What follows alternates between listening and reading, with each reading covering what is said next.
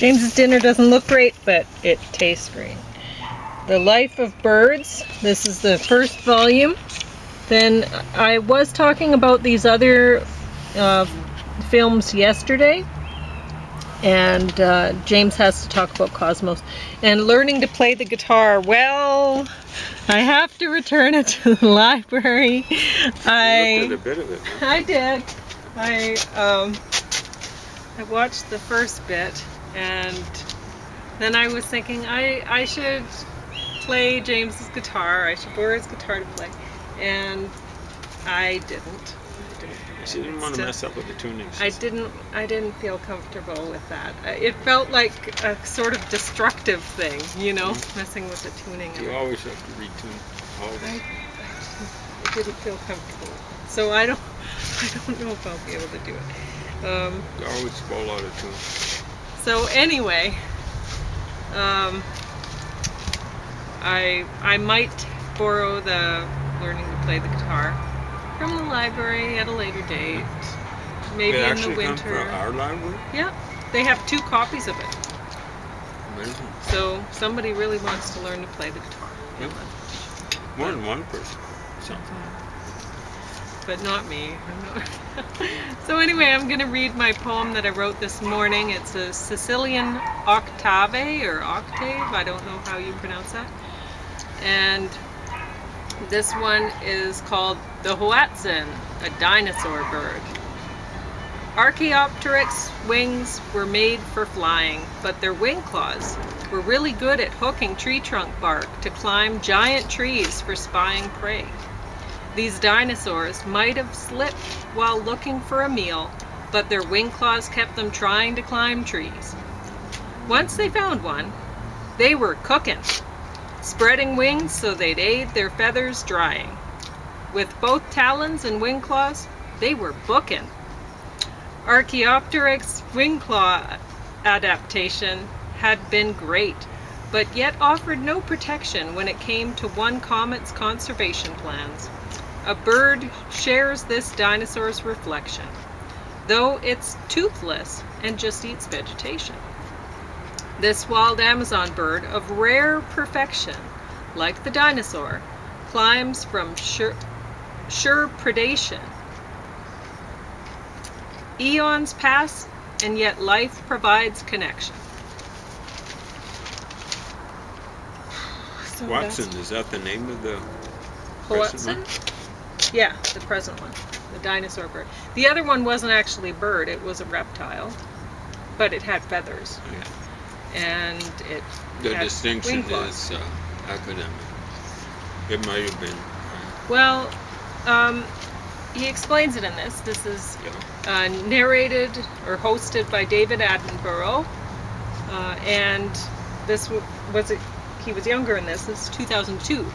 So, but he's still kicking, and saw him in some more recent things. I think the director is Richard Attenborough, or the other way around. So maybe they're related. I don't know. You've heard of him, Attenborough? Maybe not. Yeah. Okay.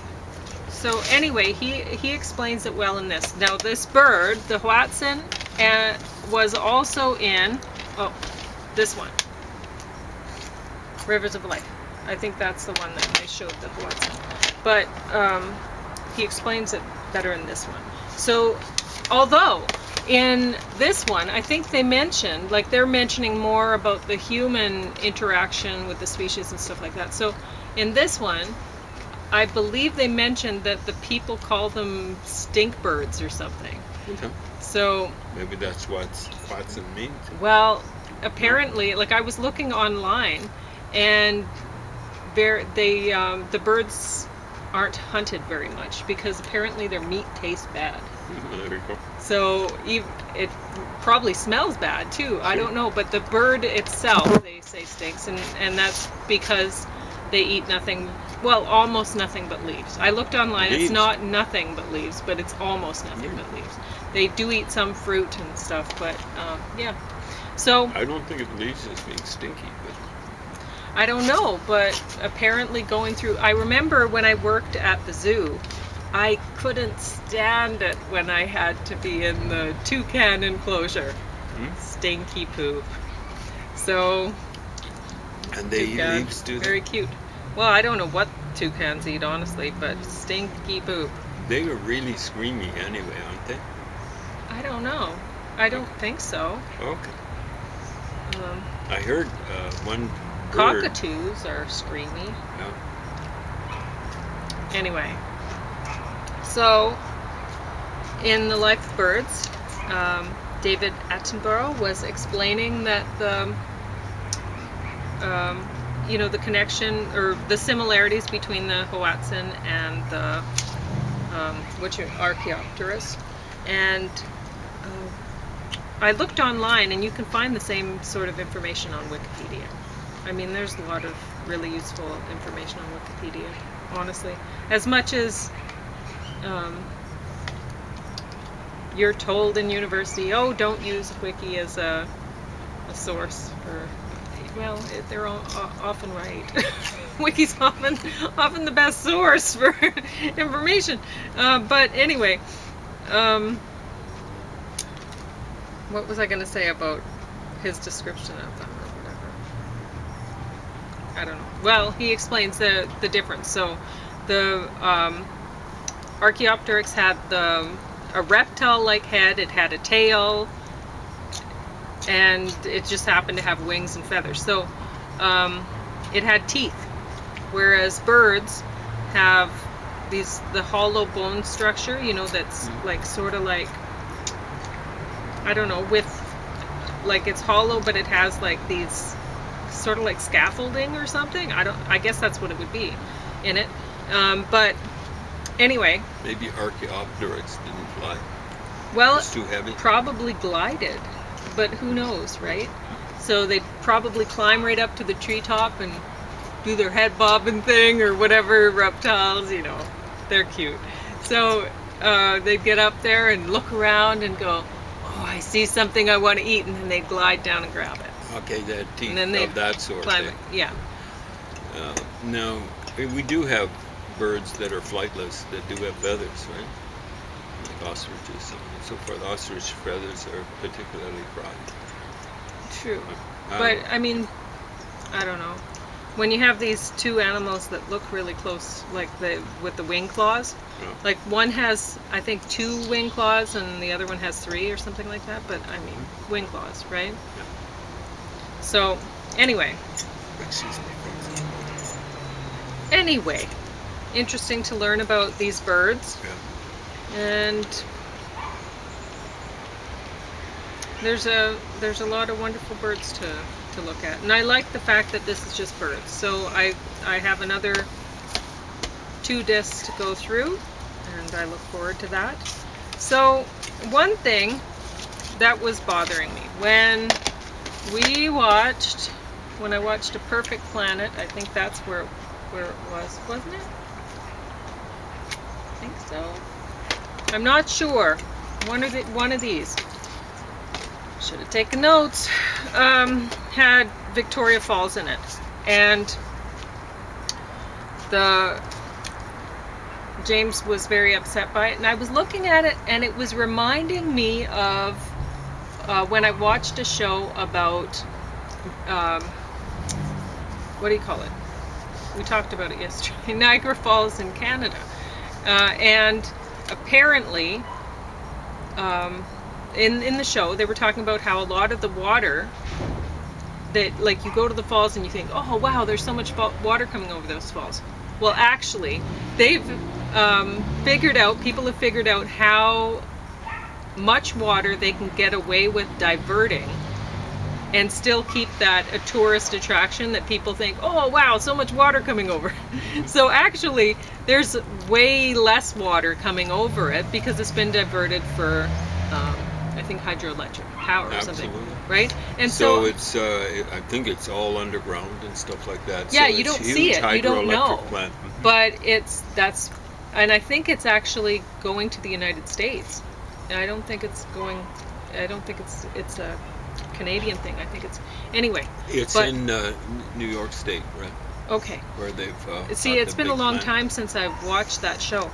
But it reminded me, watching this, seeing the falls reminded me of that. And so I looked up online. Apparently, the Kariba and Cahora Bassa dams have reduced the water flow of the Zambezi River and led to problems. So when you're seeing that water that is not coming over the falls, Be careful that is what you why. say, okay? Because Okay. Kariba Dam is below. Oh, really? Huh.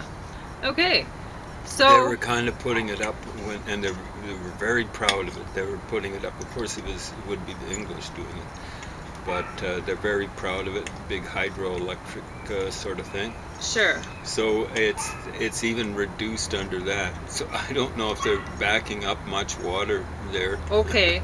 In Well, the dry I don't season. know. I just Yeah. looked this up online. Well, it's important because And, I was thinking about Kariba. okay. It's on the border between Zimbabwe and Zambia. Okay. It had So to be you say raised. Kariba is not causing a problem for sure because it's down from the falls. It would be causing problems downstream. Okay. So it'd be even less water coming down Okay. after in the dry season. Okay. As you saw, it looked like a Well, couple where's of trickles. Cahora Bassa? Okay, where is that? I don't know. So you looked that up in It's somewhere connection on with the Zambezi? Zambezi. Well, I think they were putting up a big dam, like even below Kariba.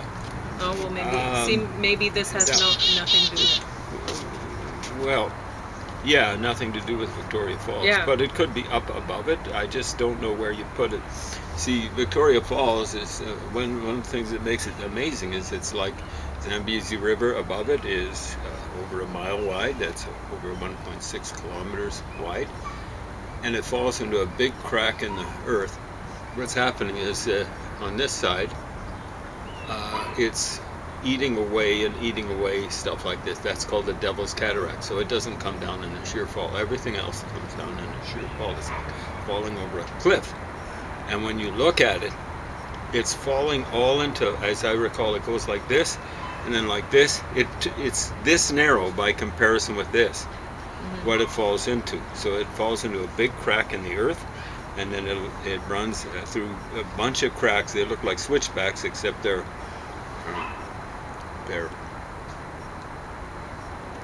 not going uphill or downhill, well, slightly going downhill. And so Kariba Dam was built into this, and so they're able to put a lot of water without spreading it over the earth. You see what I'm saying? Now, when you look at it, you'll see they've got up above where they should have been. Look at the water behind Kariba Dam. I think I've heard about them putting one kind of on the border of perhaps it's northern Rhodesia, Zambia, and Zimbabwe, and then where it comes in, where the Zambezi goes into the, it used to be called Mozambique. I think it's still called Mozambique. So I think they were putting one up there. So that's again downstream even Kariba. So I don't know. When you look at the Colorado River, even when I was a kid. So the problems might have nothing to do with dams. You're saying For Victoria Falls. For Victoria Falls, Yeah. but there's problems. Okay, so even when I was a kid, as I recall, they were talking about the Colorado River not reaching Baja, the bay or whatever it is of water between Baja California, which is this peninsula that runs basically from the southern part of California and Mexico. So the Colorado River, when you go upstream of it, you run across a big dam. I think it's called Boulder Dam, and it's a Hoover Dam, Hoover Lake behind it, or some sort of lake. And eventually it goes into the Grand Canyon. But they put various sorts of irrigation projects. The big project for irrigation that serves nearby Imperial Valley, near Boulder Dam. All that's near Las Vegas. They'd be just siphoning off the water. Okay, so you're saying the problems with Victoria Falls might not be caused by the dams, but the problems like the pictures of the hippos in the mud that you're seeing might have been caused by the dams. Yeah, I don't know where those hippos in the mud were. I don't know. Let me finish up Because that's disturbing too. about the Colorado River. It wasn't reaching In other words, all these diversionary projects, diversion projects, diversion, but diversion projects were drawing off so much water. The Colorado River was basically a trickle, or maybe even not that, going into, I think they call it the Gulf of California, between Baja California. Well, sure. California, There's only so Mexico. much water to drink, and to if humans use- are using it, then are using the drink, and it not just to drink, but Well, like the we main were thing, talking about, for the Colorado River was irrigation for the Imperial Valley. yeah, to eat. So they said, and they probably still said, that California could produce enough rice to feed all of Japan. This is just California, and more cheaply than the locals in Japan produce rice. How do they do it? They're getting huge amounts of sunlight and heat in this Imperial Valley. It'd be at least borderline desert, probably just desert. I mean, what's it close to? Death Valley. It's not quite Death Valley, but it's south of Death Valley, as I recall. So, they've got the heat, they've got the sunshine, and then they provide the water. And actually, desert soils, so as long as you provide humus of that sort, they've got amazing mineral soils, right? So, because the minerals haven't been leached out. Mm-hmm. All you need to provide is humus, and maybe you don't even have to provide that much. So, yeah. But yeah, I was watching a show about solar panels a while ago, and they brought up something that I hadn't even realized, but apparently you need to wash the solar panels. Of course, because So, they get dust on Yeah. them. And like So what they use water. Yeah, they'd actually get, in drier areas, they'd get abrasion from winds. And sand, yeah. So you'd and have then to you'd need to replace them. replace the glass. Now, the glass, it wouldn't be a problem. Glass, from what I can tell, is a pretty stable, that sort of stuff. Sure. Fact is, And you can recycle it really well. what they were doing with garbage for a while there, maybe they still do it, is in vitro vitrification. Vitrification means making into glass. And in situ is just, you put it in a site and you run electricity through it, and you turn it into glass. So that might be the best way to treat any sort of garbage, because glass is pretty well stable chemically, so on and so forth. So I looked up a whole bunch of things about solar panels Yeah. online, But and I'll just finish up with Oh.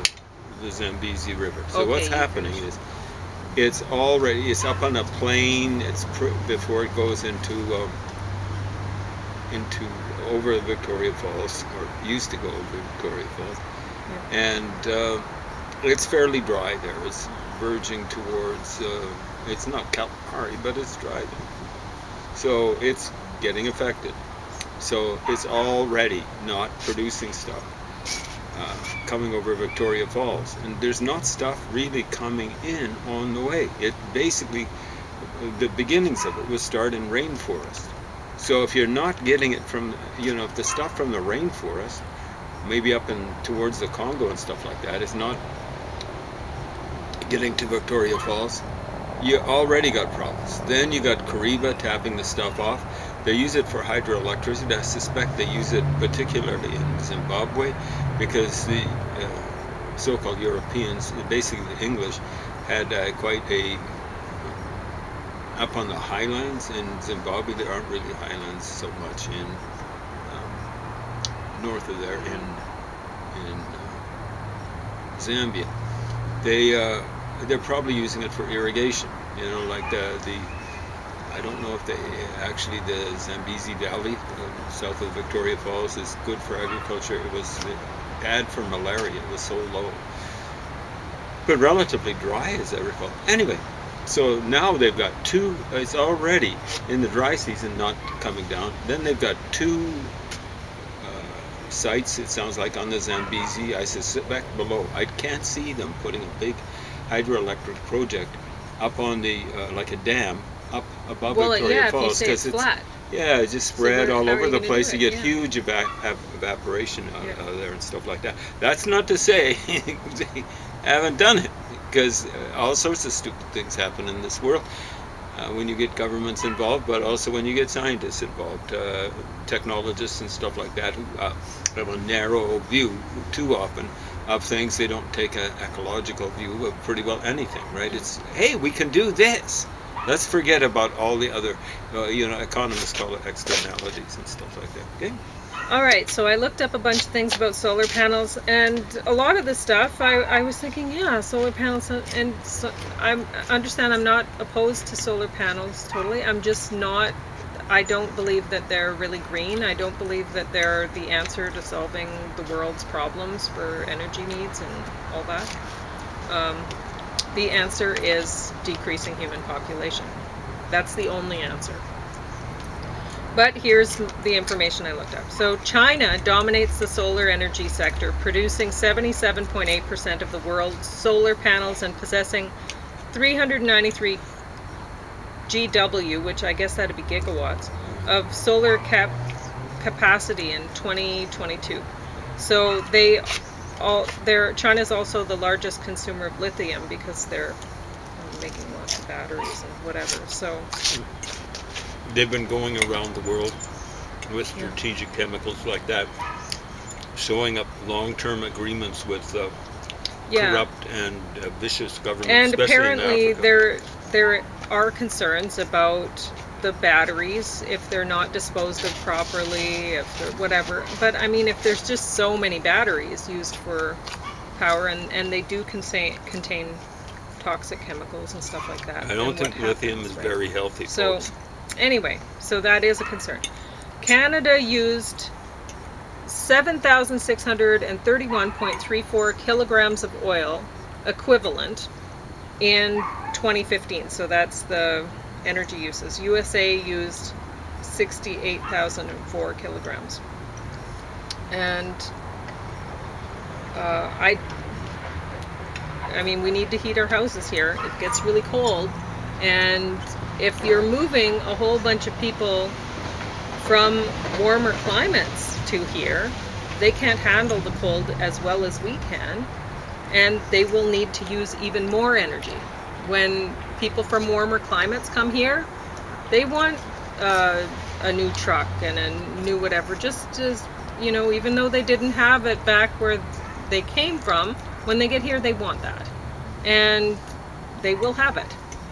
And they will heat their houses in the winter probably to 30 degrees Celsius because otherwise they're really cold. You'll see them around in summer wearing toques and stuff. You've actually experienced in a residential situation. I had a roommate from Africa, and she did not want to use air conditioning in the summer, and I had to work outside. Which would be an advantage. Yeah, in Winnipeg, in the summer, but summer isn't very long, right? And so she liked the temperature to be 30.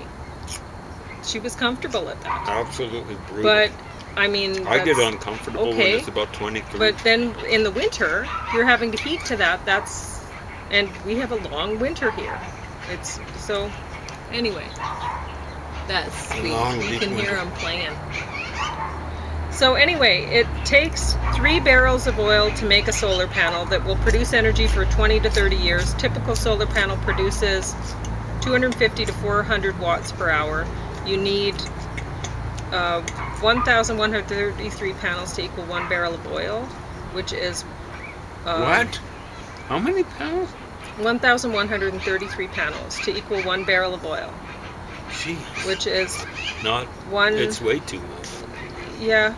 Anyway, I did a whole bunch of math, and I'm not sure that I did it right because I'm not very good at math. I was talking to a woman today, and she said I'm not good at math, and she was counting the money I was giving her, and she did it a few times. She did a good job.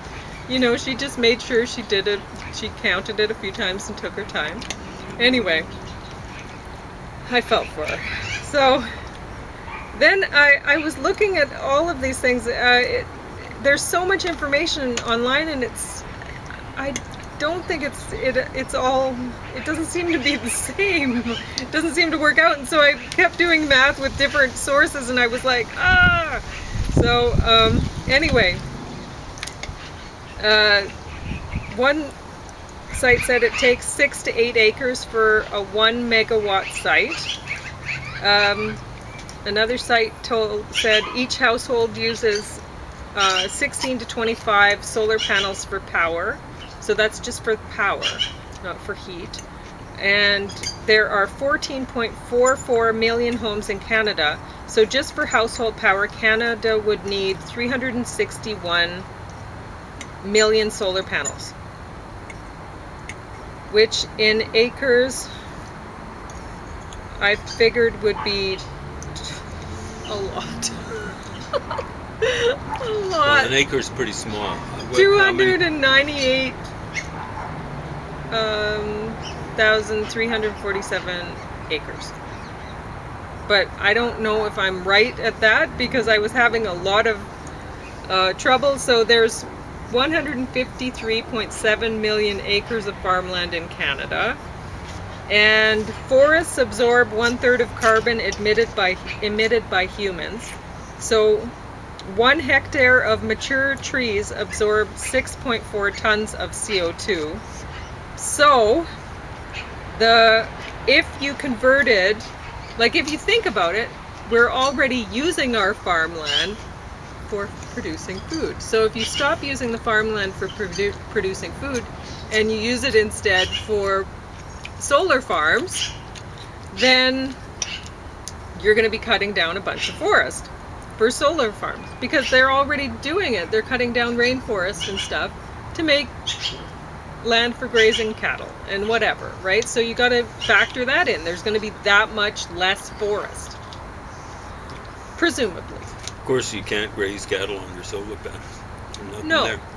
So, but you might be able to do something else. You might be able to have, say, free-range chickens with solar panels. I don't know. I'm not saying that solar panels are necessarily a bad idea, But what would grow under them? Well, Plants need sunshine. they do. Yes, yeah. So I don't know. Maybe solar panels that move. I'm not sure how it Well, would they work. do move but- their angles, but yeah, you could kind of do that, moving around. It's kind of like robbing from Peter to pay Paul, It as is. they say. So anyway, if that many, the 361 million panels removes 120737 hectares of forest, that's what I had, then you would assume that there'd be more 772,717 tons more CO2 in the atmosphere in Canada.